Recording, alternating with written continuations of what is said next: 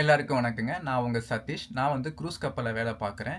என்ன போல பல சீஃபரர்ஸ் பார்த்தீங்கன்னா, கடல் கடந்து கப்பல்ல வேலை பார்ப்பாங்க. அப்படி அவங்க கப்பல்ல ஜாயின் பண்றதுக்கு 2, 3 ஃப்ளைட் மாறி வருவாங்க. அந்த டைம்ல பெரும்பாலும் நடக்கிற விஷயம்னு பார்த்தீங்கன்னா, இந்த லக்கேஜ் மிஸ்ஸிங்.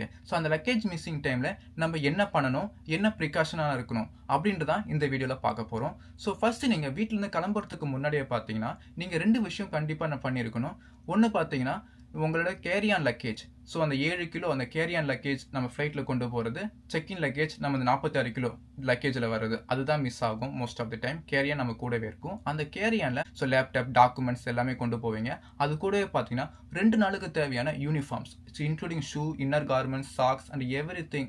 அது வந்து 2 நாளுக்கு தேவையானது எடுத்துக்கோங்க. அது கூடவே பார்த்தீங்கன்னா உங்க கம்பெனியோட ஹெட் ஆஃபீஸ் டெலிவரி அட்ரஸ். உங்க லக்கேஜ் மிஸ் ஆயிடுச்சுன்னா எந்த அட்ரஸுக்கு டெலிவரி பண்ணணும் அந்த அட்ரஸை கேட்டு வாங்கி வச்சுக்கோங்க. உங்க க்ரூஸ் லைன்ல இருந்து வாங்கி வச்சுக்கலாம், இல்லை உங்க ஏஜென்சிக்கு இருந்து வாங்கி வச்சுக்கலாம். அது கூடவே பார்த்தீங்கன்னா உங்க ஷிப்போட ஹெச்ஆரோட இமெயில் ஐடி உங்களுக்கு வந்திருக்கும், இல்லைனா கேட்டு வாங்கி வச்சுக்கோங்க. இந்த 2-3 விஷயத்தையும் வாங்கி வச்சுக்கிட்டிங்கன்னா, அதுக்கப்புறம் ஒன்ஸ் நீங்கள் ஏர்போர்ட் ரீச் ஆனதுக்கப்புறம் உங்கள் லக்கேஜ் மிஸ்ஸிங் தெரிய வந்ததுன்னா, அந்த ஏர்லைன்ஸ் ஆஃபீஸ்க்கு போயிட்டு இது போல் என் லக்கேஜ் மிஸ் ஆயிடுச்சு அப்படின்னு சொல்லிட்டு கம்ப்ளைண்ட் ரைஸ் பண்ணுங்க. அப்போ அவங்க சில விஷயங்களை கேட்பாங்க. அதில் முதன்மையான விஷயம்னு பார்த்தீங்கன்னா, அந்த லக்கேஜ் ட்ராக்கிங் ஐடி. அது உங்க டிக்கெட்லேயே வந்து ஒட்டியிருப்பாங்க. இப்போ 2 லக்கேஜ்னா 2 ட்ராக்கிங் ஐடி ஒட்டியிருப்பாங்க. அது உங்க லாஸ்ட் டிக்கெட், நீங்க எந்த ஏர்போர்ட்ல லாஸ்ட்டாக லேண்ட் ஆகுறீங்களோ அதில் ஒட்டியிருப்பாங்க. அதை நீங்க காமிச்சா போதும், அவங்களே பார்த்து எழுதிப்பாங்க. அதுக்கப்புறம் அவங்க டெலிவரி அட்ரஸ் கேட்பாங்க. நீங்க அந்த ஹெட் ஆஃபீஸ் டெலிவரி அட்ரஸை கொடுத்துட்டு வரணும். அதுக்கப்புறம் பார்த்தீங்கன்னா கான்டாக்ட் ஐடி கேட்பாங்க.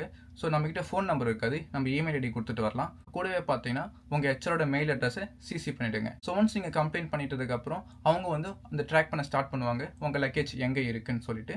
அதுக்கப்புறம் அவங்களே கொண்டு வந்து டெலிவரி பண்ணிடுவாங்க.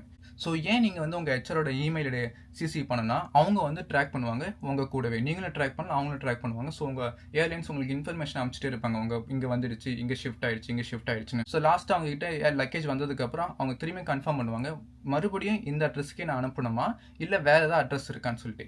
பர்சனலா என்னோட விஷயத்துல என்ன ஆச்சுன்னா, என் கப்பல் திரும்ப அந்த ஏர்போர்ட் இருக்க இடத்துக்கே போச்சு ஒரு 4 நாள்ல. அதனால வெரி ஈஸியா போயிடுச்சு. எனக்கு 4 நாளே லக்கேஜ் கிடைச்சது. சில பேருக்குலாம் பார்த்தீங்கன்னா 2 வாரம், 3 வாரம், ஈவன் 2, 3 மாசம் கூட ஆகும்.